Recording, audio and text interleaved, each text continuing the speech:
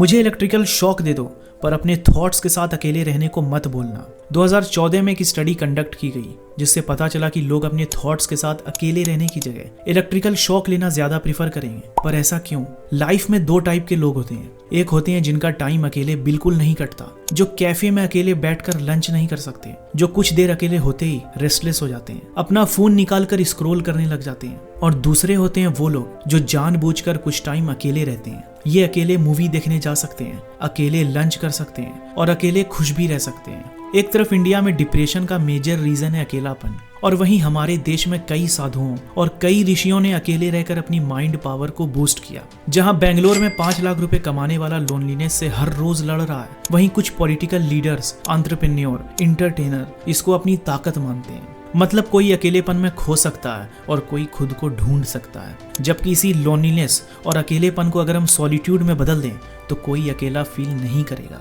और अपने उस अकेले वक्त का इस्तेमाल वो खुद को बेहतर बनाने में लगाएगा।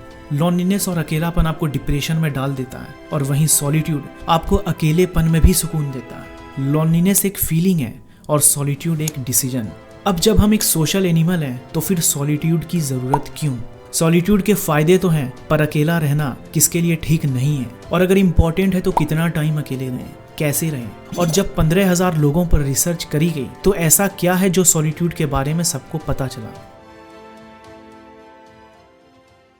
सॉलिट्यूड हमारे साइकोलॉजिकल, इमोशनल और फिजिकल नीड्स को पूरा करता है। ये हमें अपॉर्चुनिटी देता है अपने खुद के थॉट्स, फीलिंग्स और गोल्स को एक्सप्लोर करने का, बिना किसी डिस्ट्रैक्शन के। अगर हमारे आसपास डिस्ट्रैक्शन ज्यादा होगा तो हमारा फोकस उतना कम, और जितना सॉलिट्यूड ज्यादा उतना आपकी मेमोरी, प्रोडक्टिविटी और फोकस ज्यादा। कई पॉपुलर और क्रिएटिव लोगों ने सॉलिट्यूड को अपनी ताकत बना ली, जैसे कि Nikola Tesla, Oppenheimer, Albert Einstein, Elon Musk, Steve jobs.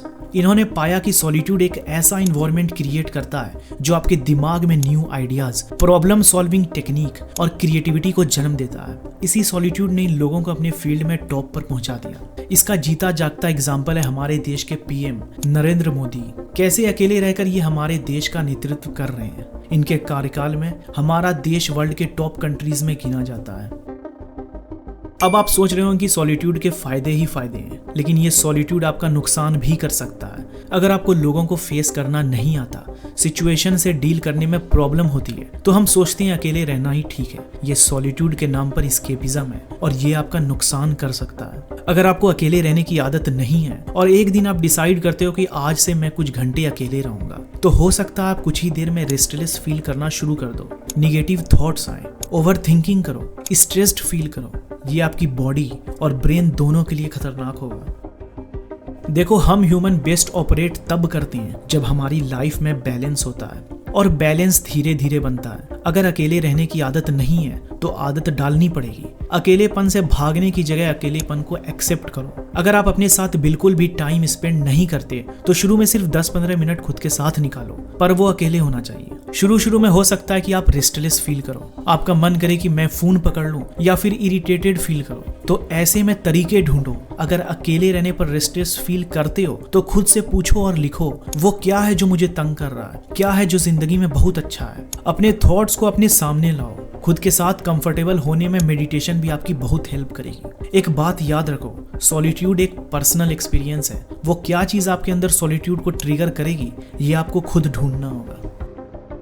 Solitude को एक्सपीरियंस करने के लिए हमें एक साइलेंट इन्वायरमेंट में रहना होगा, जहां हमें आसानी से कोई डिस्टर्ब ना कर सके। ये एनवायरनमेंट आपके घर का एक कमरा हो सकता है, पार्क हो सकता है, या कोई ऐसी जगह जहां आपको शांति मिल सके। सॉलिट्यूड अचीव करने के लिए सबसे पहले आपको अपने माइंड को खाली करना पड़ेगा। आपको सबसे पहले अंदर से शांत होना होगा। अपने माइंड को शांत करने के लिए आप मेडिटेशन और माइंडफुलनेस का सहारा ले सकते हो। भाग दौड़ भरी जिंदगी को छोड़कर कुछ टाइम ऐसी जगह पर बिताना जहां आप नेचर के करीब रहो, किसी झील के किनारे, किसी पहाड़ या जंगल में। ये आपके अंदर सॉलिट्यूड को जगाएगा।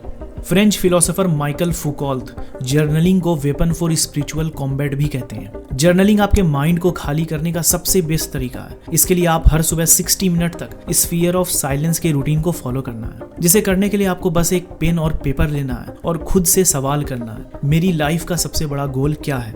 मेरी लाइफ में अभी क्या अच्छा चल रहा है? मेरी लाइफ में अभी क्या बुरा चल रहा है? इन सभी सवालों के जवाब लिखने से आपके लाइफ की प्रॉब्लम खत्म तो नहीं होगी, पर इससे आपको एक क्लैरिटी मिल जाएगी कि आपको आगे कैसे बढ़ना है, किस चीज को करनी है और किसे अवॉइड करना है। आज से 1000 साल पहले इंसान सिर्फ 150 के ग्रुप में रहता था। उसी में उसकी दोस्ती होती थी, उसी ग्रुप में वो रिप्रोड्यूस करता था, उसी के साथ वो खुश रहता था, वही उसकी दुनिया होती थी। लेकिन सिविलाइजेशन ने तेजी से ग्रो किया। Media, TV, phone, internet, AI, इंसान की दुनिया बहुत बड़ी हो गई, पर उसका दिमाग उतना तेजी से इवॉल्व नहीं हुआ। ब्रिटिश जर्नल ऑफ साइकोलॉजी ने 15,000 लोगों पर रिसर्च किया तो 2 जबरदस्त चीजें सामने आई। इंसान जितना ज्यादा पॉपुलेशन वाले एरिया में रहता है उतना वो कम खुश रहता है। दूसरा, हाईली इंटेलिजेंट लोग अकेले खुश रहना जानते हैं। वो अकेले में अपने थॉट्स को ज्यादा अच्छे से ऑर्गेनाइज कर पाते हैं और अपने काम पर और अपने गोल पर फोकस कर पाते हैं। देखो, पॉपुलेशन डिवाइड होती है रिलीजन में और रिलीजन डिवाइड होता है कम्युनिटी में। कम्युनिटी डिवाइड होती है फैमिलीज में और फैमिलीज डिवाइड होती है इंडिविजुअल में। आप लास्ट डिविजिबल हो, आप पर डिवीजन रुक जाती है। इतने पावरफुल हो आप अकेले।